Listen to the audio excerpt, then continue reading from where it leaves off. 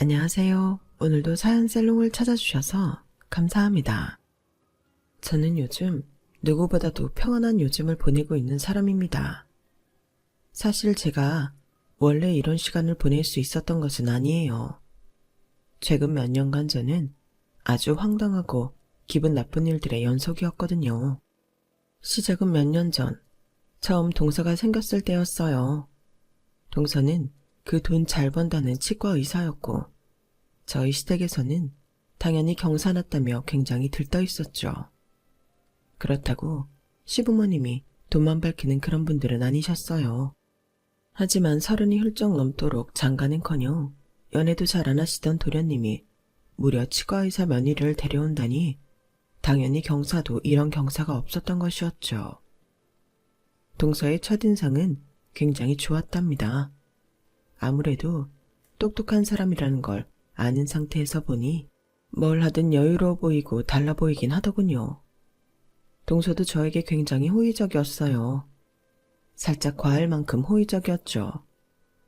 아무래도 제가 형님이기도 하니 잘 보이고 싶어서 그런 것 같아서 제가 편하게 해주려고 노력도 했던 것 같습니다. 하지만 동서의 그런 과한 호의는 전부 가짜였다는 걸 저는 오래 지나지 않아 알게 되었는데요. 동서는 결혼식 이후 시댁에서 얼굴 볼 일이 많아지자 저에게 자꾸만 이것저것을 물어보더군요. 처음에는 별 생각 없이 일일이 대답을 해주었죠. 어떻게든 말을 붙여보려고 하나보다 해서 친절하게 대답도 해주었고요. 그런데 조금 지나고 보니 동서가 궁금해하는 내용은 전부 제가 걸친 명품들에 대한 것들 뿐이었어요.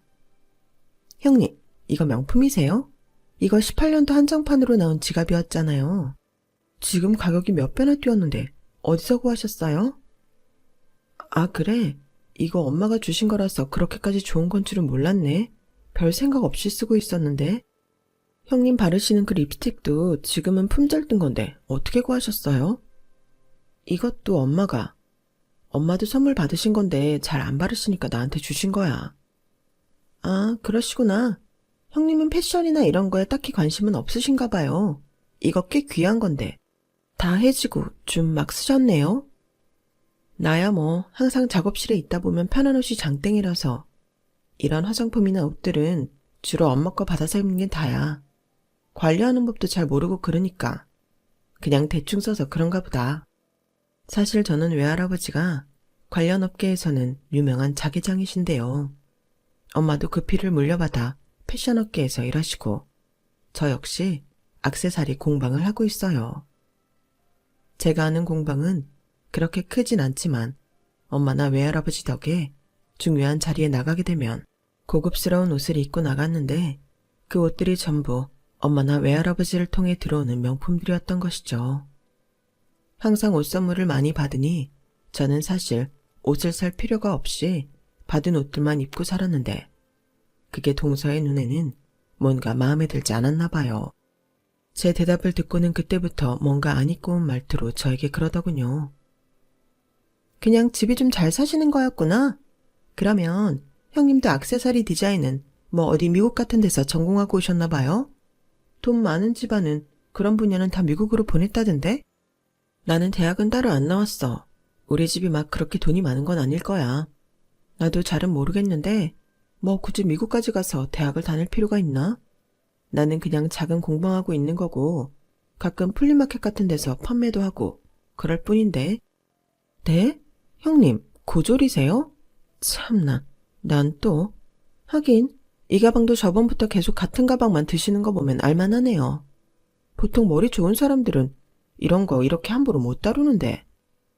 그날 동서의 말에 저도 순간 기분이 나빴지만 그 전부터 워낙 저한테 잘하던 동서라 제가 예민한 건가 헷갈리더라고요. 그래서 그냥 넘어가게 되었는데 그러면 안 되는 거였죠. 동서는 그날 이후로 계속해서 묘하게 저를 무시하는 겁니다. 그전에는 대학이라는 주제로 이야기한 적도 없으면서 갑자기 만날 때마다 자기 친구가 대학 교수라는 둥, 대학 동기들이랑 모임이 있다는 둥 자꾸만 대학 얘기를 꺼내더군요. 그러면서 말끝마다 형님은 이런 얘기는 잘 모르시죠? 이렇게 덧붙이는 겁니다. 한 번은 이런 일도 있었는데요. 동서와 제가 시댁에 찾아뵙는 날짜를 논의해야 할 일이 생겼어요. 그때는 시아버님이 막 정년퇴임을 하셔서 저희 자식들이 그간 고생하신 아버님을 위해 식사 자리를 마련하기로 했거든요.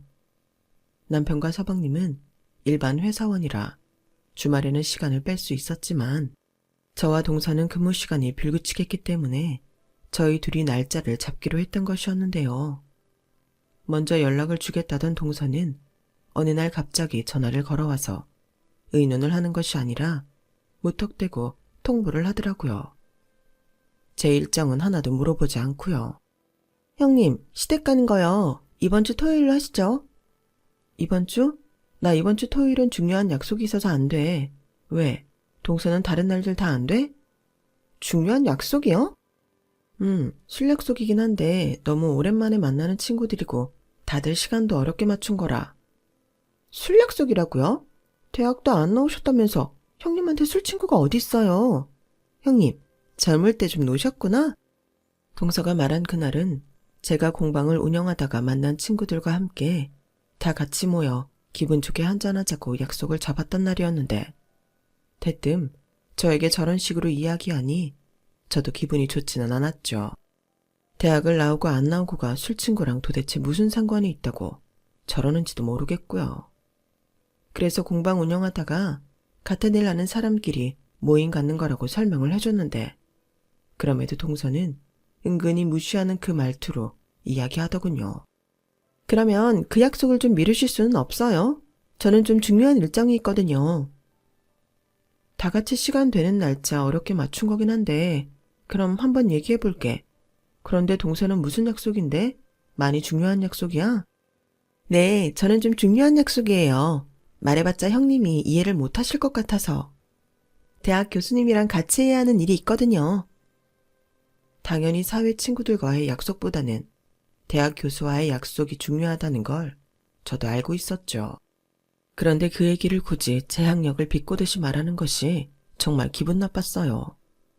하지만 제가 거기서 괜히 화를 냈다가는 마치 교수와의 약속보다 친구와의 약속이 중요하다고 우기는 이상한 사람이 되어버리는 거잖아요. 그래서 그날은 제가 동서의 일정에 맞춰서 약속을 바꿨죠.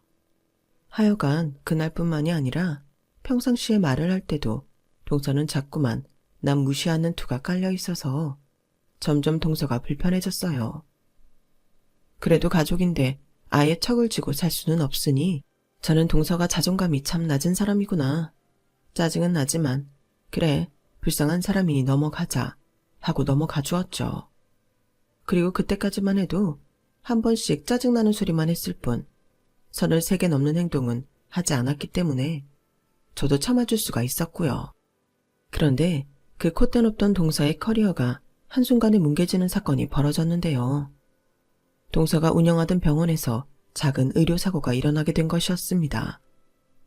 저는 그쪽 분야는 잘 모르지만 한 학생의 사랑니를 발치를 하다가 작은 사고가 생겼는데 진짜 문제는 사고 자체라기보다는 동서의 불친절한 대응이었어요. 동서의 치과는 그 전에도 동서의 불친절함으로 악명이 높았는데 하필 그 학생의 어머니가 기자였던 것이었죠. 기사 내용이 전국적으로 유명해지지는 않았지만 온 동네에 소문이 퍼질 정도로는 유명해지게 되면서 동서의 병원은 결국 폐업을 해야만 했어요. 뒤늦게 동서가 학생에게 사과를 하고 치료비와 손해배상비를 모두 지불했다고 사람들에게 알리려고 해도 이미 사람들은 등을 돌려버린 상황이었죠. 그 시기에는 동서도 그렇고 저희 시댁 식구들이 모두 고생을 많이 했어요. 아무래도 좋지 않은 일에 연루되니 그 집 둘째 며느리가 이런 일이 있었다며 하는 소리들을 여기저기서 많이 듣게 되었던 거죠. 의사로서의 평판도 경제적으로도 어려워진 동서는 집에서 나오지도 못하고 힘들어하고 있었어요. 다시 새 병원을 개원하는 것은 꿈도 못 꾸고 다른 병원의 일자리를 알아보고 싶지만 그 사건이 동서에게 꼬리표처럼 따라다녀 그마저도 쉽지는 않았다고 해요. 그 소식을 듣고 저도 신경이 쓰이기는 하더라고요. 처음부터 끝까지 동서가 잘못한 것은 맞지만 그래도 가족인 걸 어떡하겠어요. 당장 서방님 월급만으로 살기에는 손해를 메꾸기가 한없이 부족했거든요. 덕분에 동서는 그 해의 중요한 시댁 모임이나 명절에도 코빼기도 비치지 않았답니다.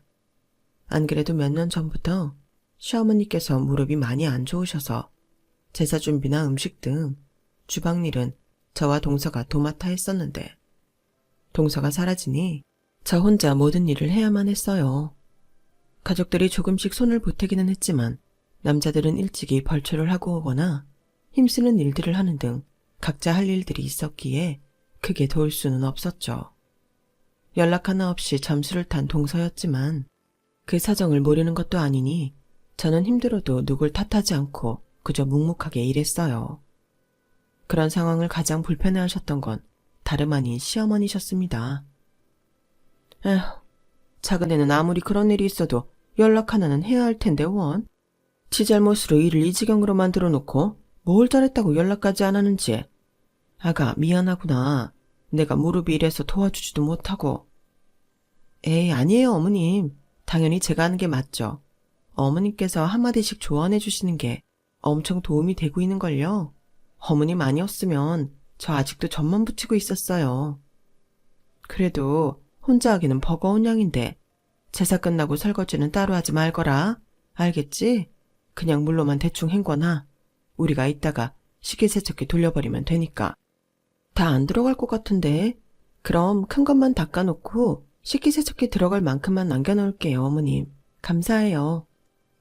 원래도 말이 곱지 않은 동서를 탐탁치 않게 보던 시어머니는 그때 이후로 동서를 더 안 좋게 보셨던 것 같아요. 동서가 경제적으로 힘들어지자 서방님마저 덩달아 고생하게 되는 걸 보니 당연히 시어머니 마음이 그럴 수밖에 없었겠죠. 어두워진 시댁 분위기를 좋게 만들기 위해 저와 제 남편은 일부러 더 활기차게 행동하며 지냈고요. 그런 상황에서 어느 날 저희 아빠한테 연락이 왔어요. 저희 아빠가 조금 큰 병원을 운영하시는데 저희 동서가 그 병원에 지원을 했다고요. 저희 부모님이 예전에 서방님 결혼식 때 한번 와주셨었는데 그때 본 동서의 얼굴을 기억하고 있었던 거죠. 아빠는 혹시 제가 동서를 소개시켜 준 건가 싶어서 저에게 전화를 하셨다고 하셨어요. 에이 아니야. 동서가 지금 여기저기 일자리를 알아보느라고 아빠 병원까지 간 모양이야. 이 근방에서는 좀 안 좋은 소문이 나서. 그 소문은 나도 들었다. 이 분야도 좁아서 소문이 빠른 편이니까. 그런데도 지원을 하러 왔길래 혹시나 하고 연락해 본 거란다. 얼굴은 낯이 익지만 네 동서인지 아닌지 헷갈리기도 했고. 근데 아빠 혹시 조금 덜 중요한 자리는 없어? 지금 동선의 상황이 많이 안 좋기는 해. 직접 수술을 하거나 하는 것 말고 좀 덜 중요한 일이 있으면 맡겨보는 것도 괜찮을 것 같은데. 동서가 몇 달째 일도 못 구하고 있는 거 보니까 앞으로도 못 구할 것 같아서 그래. 갚을 빚이 산더미인데 그래도 사람은 살리고 봐야 되니까. 아유 우리 딸 이렇게 마음이 약해서야 저런 의사 함부로 들였다가 큰일 날 수도 있는데. 일단 알았다. 아빠가 한번 고민은 해볼게. 아빠는 선뜻 제 부탁을 들어주신다고는 하지 않았지만 그래도 동서를 받아주시기는 하셨어요. 나중에 아빠 병원에서 일하고 있는 큰오빠와 작은오빠의 이야기를 들어보니 거기는 워낙 저명하신 의사 선생님들이 많아서 동서가 중요한 일을 맡을 일은 없을 거라고, 그래서 급여도 높진 않겠지만 자기 밥벌이 정도는 할 수 있을 거라고 저에게 전달을 해주었고요.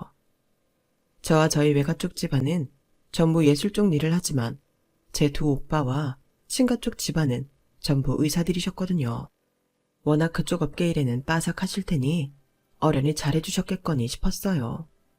그런데 큰오빠가 이야기의 끝에 덧붙인 말이 있었는데요. 근데 나은아, 네 동서는 우리가 네 가족인 걸 몰라. 굳이 얘기하지 않았거든. 그래? 근데 왜? 얘기하면 안 돼?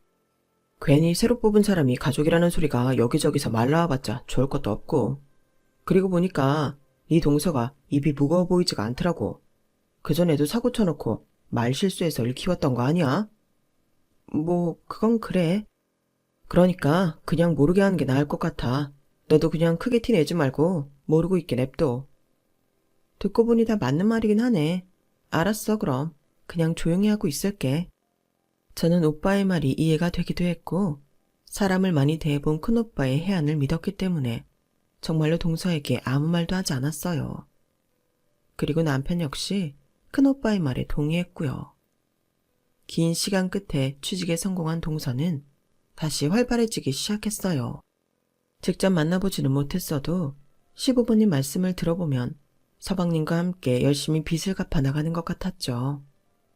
남편은 5살이나 차이 나는 동생을 꽤 챙겼기 때문에 서방님 부부를 한번 집으로 초대해 식사 자리를 가지는 게 어떻겠냐고 하더군요.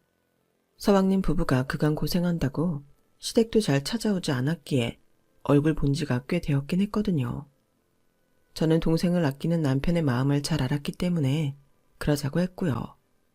그래서 저희는 서방님과 동서에게 연락해 날짜를 잡았는데 다들 일하는 곳이 여기저기 떨어져 있어서 모이기 가장 쉬운 곳이 저희 집보다는 제 작업실이더라고요. 그래서 그날은 조금 일찍 공방 셔터를 내리고 그 안에서 놀기로 했죠. 먼지 날리는 작업 공간이 아닌 손님 맞고 저도 식사를 하는 작은 공간이 있는데 4사람이 들어가기엔 충분한 공간이라고 생각했거든요. 그래도 혹시 몰라 그날은 작업이 끝나고 한번 대청소를 하기는 했어요. 식사 자리인데 먼지가 많으면 불편할 테니까요. 그렇게 쓸고 닦다 보니 머리는 헝클어지고 하루 종일 작업하고 청소까지 한 옷은 당연히 후줄근해졌는데요. 청소가 거의 끝나갈 때쯤 동서가 찾아왔어요. 약속 시간보다 30분 정도 일찍 찾아온 것이죠. 동서 혼자 가장 일찍 도착한 게 저로서는 불편하긴 했지만 그래도 좋은 취지로 모인 거니 최대한 티를 내지 않고 좋게 대하려고 했어요. 그리고 저는 동서 본인도 성질을 못 죽여 한동안 고생했으니 철 좀 들었겠거니 의기소침해졌겠거니 하고 저도 모르게 생각을 하고 있었거든요. 그런데 웬걸? 동서는 공방에 들어오자마자 인사도 없이 개념 없는 소리를 던지는 겁니다. 안녕하세요 형님, 오랜만이에요. 그런데 꼴이 그게 뭐예요? 형님, 지금 완전 거지 꼴이신 거 아세요? 형님이 여기 사장님인데 그러고 계세요? 아니, 일 끝나고 동서랑 서방님 온다 그래서 청소하느라 그런 거야. 작업하다 보면 옷이 좀 흐트러지기는 하지만 이 정도까지는 아니고. 아, 먼지. 형님, 공방하신다더니 무슨 이런 코딱지만한 상가에서 일하세요? 집이 잘 산다는 건 다 허풍이었나? 액세서리도 죄다 촌스럽고 낡아 빠졌네. 뭐라고? 왜 말을 그딴 식으로 해? 여기는 내가 학생분들 가르치는 공간이라 아직 미완된 작품들이 있어서 그런 거야. 아, 이쪽에 형님이 만드신 거구나. 뭐, 그래도 형님이 만든 액세서리들은 봐줄만은 하네요. 전공도 못했으면서. 뭐, 어디서 디자인 카피라도 하셨어요? 카피한 거 없고 내가 디자인한 거야. 오자마자 대뜸 남의 작업실 까내리는 소리나 하고 초대한 사람 성의가 있는데 예의는 지켜동서? 기분 나쁘셨다면 미안해요. 형님 공방에서 쓰시라고 예의 챙겨왔는데 이게 여기 잘 어울릴지 모르겠네요. 여기요. 동서는 미안한 기색이라곤 요만큼도 없이 저에게 선물을 하나 건네더군요. 받아보니 유명한 명품 로고가 박힌 휴지통이었어요. 제 기준에서는 세상에서 가장 쓸데없이 비싸기만 한 물건이었죠. 게다가 선물로 휴지통을 주는 건 또 무슨 경우랍니까? 애매하게 기분 나쁜 짓을 하는 게 전보다도 더 심해진 동서는 철이 들기는커녕 성격이 더 이상해진 것 같았어요. 다행히 더 큰 싸움으로 번지기 전에 서방님과 남편이 거의 동시에 도착하게 되면서 분위기를 전환할 수 있었죠. 아무것도 모르고 해맑은 남편과 서방님을 봐서라도 기분 나쁜 티를 내지 않고 참아주려고 했는데 금방 술에 취한 동서는 그 뒤로도 입만 열면 계속해서 무례한 말들을 해댔어요. 그리고 웃기게도 제 앞에서 저희 아빠 병원에 취직한 걸 자랑인 양 떠들어대더군요. 그쯤 되니 남편도 적당히 동서를 말리려고 했는데 그럼에도 동서는 그 입방정을 멈추지를 않았답니다. 화기애애하던 분위기는 동서 덕에 어색하기 짝이 없는 상태가 되어버렸고요. 형님이 무슨 공방하신다고 비싼 옷만 걸치고 다니시길래 그래도 번듯한 모양새는 갖춰놓을 줄 알았는데 도착해서 보니까 속꿉장난하는 것 같더라고요. 생각보다 부잣집이 아닌 건지, 아님 너무 부잣집이라 이렇게 살아도 되는 건지. 하긴 금수저도 은수저도 아닌 제가 뭘 알겠어요? 안 그래요? 재수씨, 취한 것 같은데 그만하세요. 술 좀 작작 드셔야겠네. 에이, 제가 취하긴 뭘요. 제가 대학교 때 술이 얼마나 셌는데요. 그래서 선배들한테 족보도 얻어내고 그랬던 거잖아요. 참나, 우리나라에서 이렇게 성공한 의사 되기가 얼마나 힘든 줄이나 아세요? 저처럼 개인 병원 오래 유지하는 것도 다 실력이 뒷받침되니까 할 수 있는 거예요. 동서, 알았으니까 술 좀 그만 마셔. 동서 지금 발음도 다 꼬여. 형님이 계시니까 하는 얘긴데 저는 남의 힘 빌려서 성공하지는 않았거든요. 왜? 자기 부모 도움으로 고생 없이 사는 사람들 있잖아요. 형님을 얘기하는 건 아니고 형님도 집안이 좀 산다니까 생각이 났다는 거죠. 그런 애들은 공부도 못하고 대학도 안 가도 그냥 지 하고 싶은 거 하면서 잘만 살더라고요. 그런데 난 그런 애들 진짜 한심해 보이는 거 있죠? 야, 니네 가라. 재수씨 데리고 가. 인사불성이 다 됐네. 참나, 취객 취급하지 마세요. 가족끼리 이런 얘기도 못해요. 저야 물론 대형 병원에 다니고 있고. 얘기했었나? 저기 전자상가 쪽에 큰 병원 아시죠? 거기 다니잖아요. 이 지역에서 제일 큰 병원. 제가 그 귀하다는 치과의사니까 큰일을 당해도 제기할 수 있는 거죠. 근데 제가 형님처럼 돈 많은 집안에서 자랐어봐요. 지금보다 더 대단하지 않겠어요? 여보, 장인어른 사업 잘 되시잖아. 동서, 많이 취했다. 서방님, 빨리 동서 데리고 가세요. 결국 동서는 서방님 등에 엎혀나가고 저희 부부는 기분만 잔뜩 상한 채 자리를 정리했어요. 남편은 저보다도 기분이 많이 상했는지 치우는 동안 계속해서 동서 얘기를 하더군요. 참나, 지도 지 형님 덕에 그 병원 들어가 놓고 뭔 말 같지도 않은 소리를 해. 누가 들으면 뭐 개천에서 용난 줄 알겠어. 지도 꽤 사는 집안에 강남 8학군 출신이면서. 많이 취해서 그랬나 보지. 그냥 불쌍하다고 생각하고 넘어가자. 자존감이 얼마나 낮으면 저러겠어. 자존감이고 나발이고 저건 예의도 개념도 그냥 글러먹은 거지. 입만 열면 대학이 어쩌고 하질 않나. 지 잘난 척만 하질 않나. 자꾸 당신 무시하는 듯한 소리만 해대잖아. 수준이 엇비슷해야 화가 나지. 저건 뭐. 기분은 좀 나쁘다만 너무 유치해서 화가 날 정도는 아니야. 화낼 의욕도 사라진다고나 할까? 당신 큰오빠만 아니었으면 확 다 불어버릴까 했다니까. 은혜도 모르고 어디서 까부냐고. 순진한 건지 멍청한 건지. 지 병원을 통째로 날려놓고 진짜 순수 자기 능력으로 그 큰 병원에 들어간 거라고 생각하는 거야? 중요한 진료는 일부러 못 보게 한다잖아. 급여도 적고. 그래서 별 의심을 안 하는가 보지. 성질머리가 고약하면 눈치라도 빠르든가. 대체 의사 자격증은 어떻게 땄는지 원? 동준이 그놈도 한심하기 짝이 없어. 지 와이프가 저렇게 개념을 밥 말아먹고 있는데 찍소리 안 하는 거 봐 아주. 저보다 더 화를 내는 남편 덕에 그래도 마음이 좀 풀리더라고요. 저희 부부는 앞으로 굳이 이런 자리를 만들어서 기분 상한 일을 만들지 말자고 다짐했죠. 남편과 의기투합해 결정한 일이니 그 뒤로 웬만하면 동서를 부딪힐 일이 없을 거라고 생각했어요. 만나질 않으니 당연히 부딪힐 일도 없을 거잖아요. 그런데 그런 저의 생각이 아니란 생각이었다는 걸 얼마 지나지 않아 알게 되었어요. 몇 개월 뒤 명절이 다가와 저희는 미리 일정 조율을 하고 명절 전날 미리 시댁에 가 있기로 했어요. 서방님과 동서는 그 다음날 올 수 있다고 연락을 해왔고 저희는 차라리 그게 낫다고 생각해 별 말 없이 있었죠. 전날 미리 준비할 수 있는 음식들은 준비했다가 그 다음날 동서가 왔을 때 둘이 일하면 힘든 일은 없을 테니까요. 그리고 그렇게 하면 동서의 그 얄미운 입방정을 조금이라도 덜 들을 수도 있을 것 같았고요. 저희 부부는 예정대로 명절 하루 전날 시댁에 가 할 일을 미리 준비해 놓았어요. 저는 가벼운 마음으로 내일 동서와 함께 일할 것까지 계산해서 준비해 놓았죠.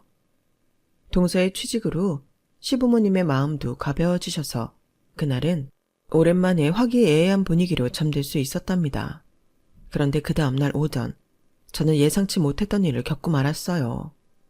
약속했던 시간에 동서가 오질 않는 겁니다. 서방님 혼자 시댁에 오셔서 일을 도왔는데 가족들이 동서는 언제 오냐고 물어봐도 몰라, 일 끝나고 온댔는데 하며 큰 신경도 쓰지 않더군요. 덕분에 저는 아침부터 정신없이 제사 준비를 했어요. 못 온다고 미리 얘기라도 했다면 전날 더 많은 준비를 하고 잤을 텐데 온다고 해놓고 안 오니 상황이 정말 안 좋게 된 것이었죠. 동서에게 메신저로 무슨 일이 있는지 언제 오는지 물어보아도 아무런 답이 없더군요. 결국 저는 혼자서 겨우 제사상을 차려 무사히 제사를 마쳤어요.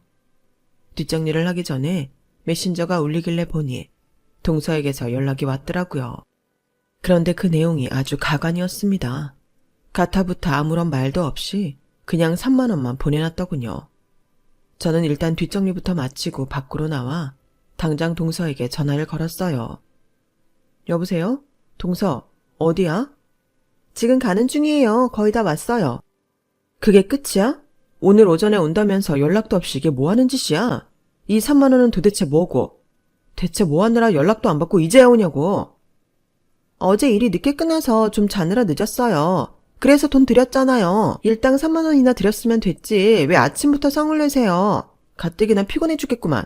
형님같이 무식한 고졸이 의사가 얼마나 바쁜 줄 알기나 아세요? 뭐라고? 지금 말 다 했어? 운전 중이니까 일단 끊을게요. 그러더니 전화를 뚝 끊어버리더군요.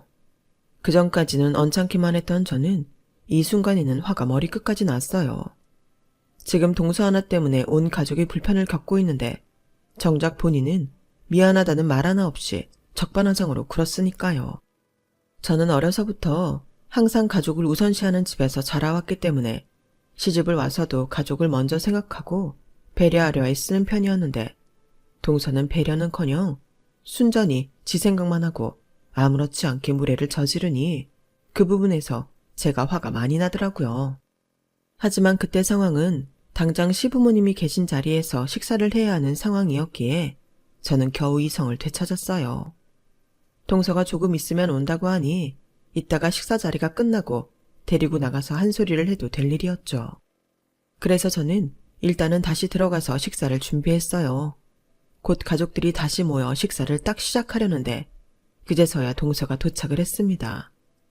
동서가 아무런 연락도 안 하고 부모님이 하는 전화도 받지 않고 있다가 식사 시간대에 딱 맞춰 도착하니 당연히 가족들의 시선이 고을 리 없었죠. 평소 굉장히 과묵하신 시아버지가 한 소리 하실 정도였으니까요. 넌 뭐하다가 이제야 집안에 기어들어오냐? 전화도 안 받고 연락 한 반이 없더니만 네 형님이 여지껏 고생해서 제사 다 치르고 나니 이제야 밥 먹으러 들어오는 게야?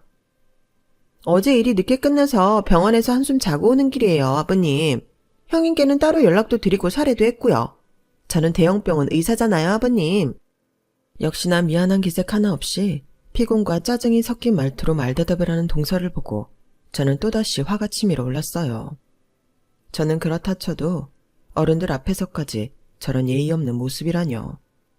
보다 못한 제가 한마디를 거들었죠. 아버님이 말씀하시는 게 무슨 말인지 몰라, 동서? 늦으면 미리 연락을 하든가. 늦잠을 자게 돼서 연락이 늦었으면 죄송하다고 부모님께 사과를 먼저 했어야지. 지금 이게 무슨 태도야? 동서가 약속을 어겨서 우리가 아침부터 얼마나 고생했는 줄 알아? 어머님은 무릎 아프셔서 가만히 계셨을 거고 다른 분들은 각자 일만 하셨을 텐데 뭐가 고생이에요?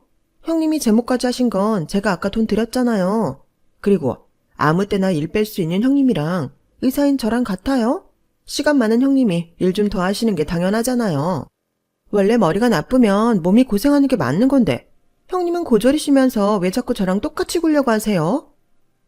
뭐라고? 너 지금 뭔 소리를 하는 거야? 이런 버르장머리 없는 것을 봤나?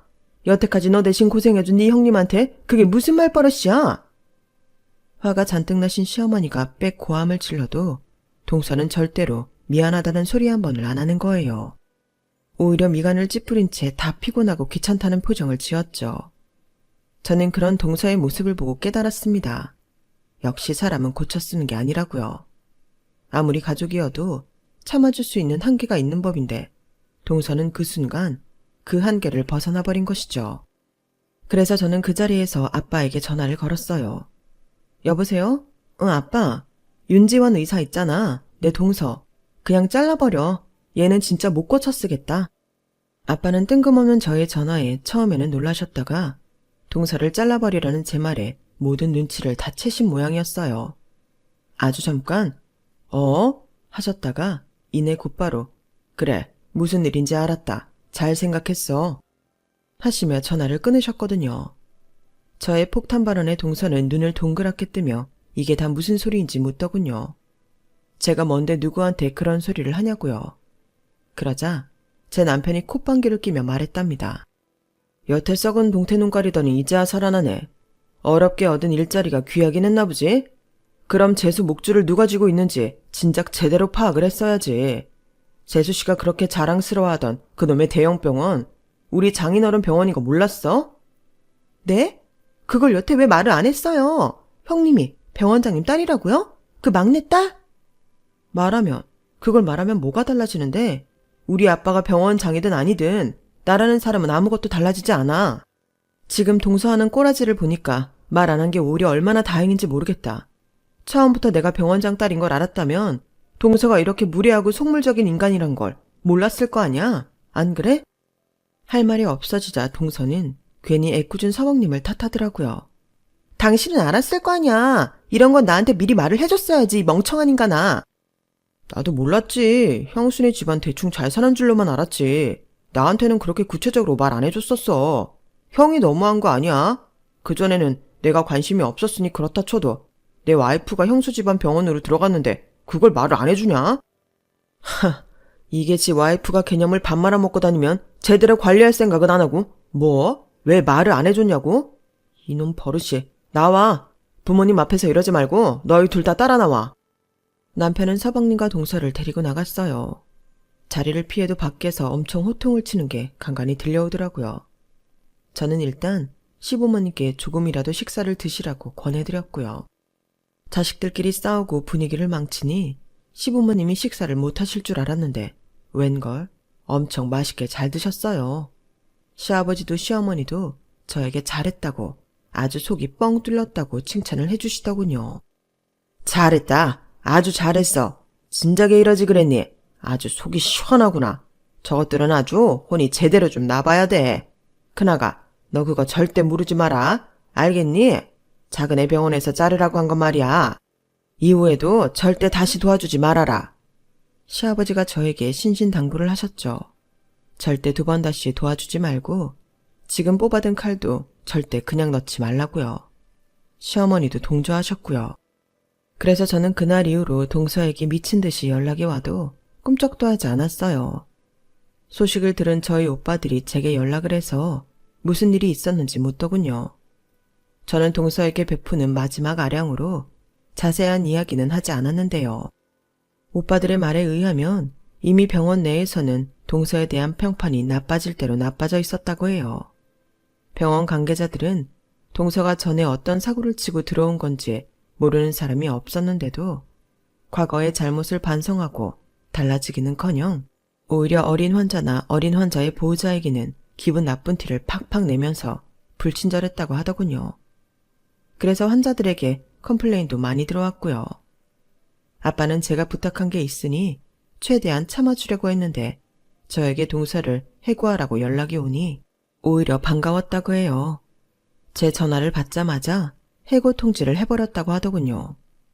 오빠들은 그런 동서의 인성을 보고 동서가 저에게도 잘하진 않았을 거라 추측할 수 있었다고 해요.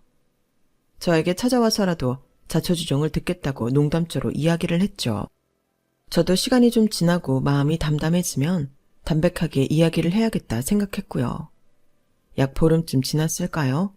동서는 제가 아무리 연락을 해도 답이 없자 직접 제 공방으로 찾아왔더군요. 저는 막 원데이 클래스 수강생들에게 강의를 마치고 뒷정리를 하고 있었는데 정말 연락도 없이 찾아와서는 무작정 무릎부터 꿇는 겁니다. 꼴을 보니 다크서클이며 푸석해진 얼굴이며 그간 고생을 하긴 했나 보다 싶더군요. 형님, 제가 잘못했어요. 제발 원장님한테 다시 말씀 좀 드려주세요. 원래 다니던 병원 말고 다른 곳도 괜찮으니까 다시 일 좀 시키라고요. 네? 형님 가족분들이 전부 의사들이라 지금 제 밥줄이 아예 사라지게 생겼다니까요. 얼른 전화해서 다시 화해했다고 좀 말 좀 해주세요. 누가 화해를 해? 동서랑 내가? 아, 형님 그러지 말고 제발요. 제가 무릎까지 꿇었잖아요. 형님 전화 한 통이면 해결될 일인데 왜 안 해주세요. 이만큼 괴롭혔으면 됐잖아요. 지금 내가 동서를 괴롭혔다는 거야? 내가 아빠한테 부탁하지 않았으면 동서는 그 짧은 기간 돈도 못 벌었어. 그리고 동서, 병원 내에서 불친절하고 환자 대충 봐주기로 소문이 자자하다면서 행실을 어떻게 해왔길래 동서 관둔다는 소리에 다들 그렇게 좋아하느냔 말이야. 내가 아니어도 동서는 어차피 잘릴 사람이었어. 괜한 피해망상으로 내 탓하지 마. 형님이 아니었으면 아예 다른 병원에서 일하게 됐었겠죠. 지금 장난해요? 사람을 가지고 노는 것도 정도껏 해야지. 일부러 형님 손에서 놀아나게 하려고 일을 꾸민 거잖아요. 막말로 내가 부르는 게 값인 치과 의사인데 다른 병원인들 일일 못 구했을 것 같아요? 참나, 원하는 대로 안 해주니까 본색을 바로 드러내는구나. 실제로 일 못 구하고 있었잖아. 기껏 물에 빠진 사람 살려줬더니 욕하는 건 무슨 경우야? 잘난 건 부모 만난 것밖에 없는 주제에 유세 떨기는? 당신의 집안? 그거 다 카르텔이야. 알아? 애초에 딸이 부탁한다고 아무 의사나 드린 것도 잘못 아니야? 당신 그딴 식으로 인사에 개입해왔어? 내가 다 까발릴 거야.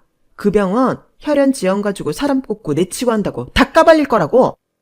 동서가 이성을 잃고 고래고래 소리를 지르는데 공방문이 벌컥 열리더군요. 조만간 저에게 찾아오겠다던 오빠들이었습니다. 동서는 오빠들을 보고 흠칫 놀라더니 말문이 막힌 듯 했죠. 큰 오빠는 그 자리에서 경찰을 불렀고 작은 오빠는 무시무시한 표정으로 동서에게 다가갔어요. 이미 이 업계에서 나가리 된 주제에 발악을 하네. 그래, 네 하고 싶은 대로 해봐 어디. 우리가 눈 하나 깜짝하나. 요즘 애들은 하여간 이게 문제라니까. 의사 자격증만 따면 아주 지가 영원히 의사인 줄 알아. 넌 앞으로 이쪽 업계에 청소부로도 발 못 들일 줄 알아. 알겠어? 네가 여지껏 그 코딱지만한 니네 병원에서 한 짓, 우리 병원에서 한 짓, 우리가 평생 꼬리표처럼 따라다니게 해줄 테니까. 작은 오빠가 동서를 혼내는 동안 경찰은 이미 도착했어요. 공방 근처에 파출소가 있었거든요. 이제 눈에 뵈는 게 없어진 동서는 저희 오빠들에게도 온갖 욕을 하다가 결국 경찰들에게 끌려갔어요.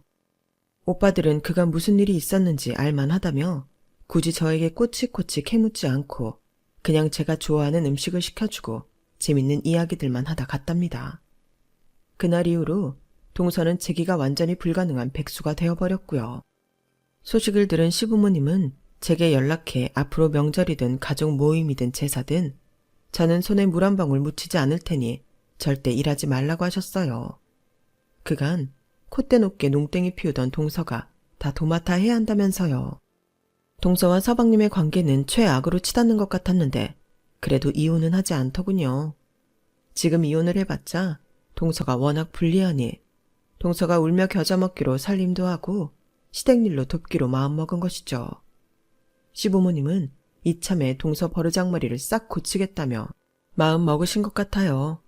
지난주에 시댁에 다녀오니 동서가 그 방정맞던 입을 꾹 닫은 채 묵묵히 일만 하는 것을 보면요. 그게 그렇게 좋아 보이지는 않지만 지 팔자 지가 꼬아놓은 모양이니 무슨 말을 더 하겠어요. 어쨌든 더 이상 제 속을 긁어대는 방해꾼이 사라지게 되니 저도 요즘은 평안한 생활을 하게 되었답니다.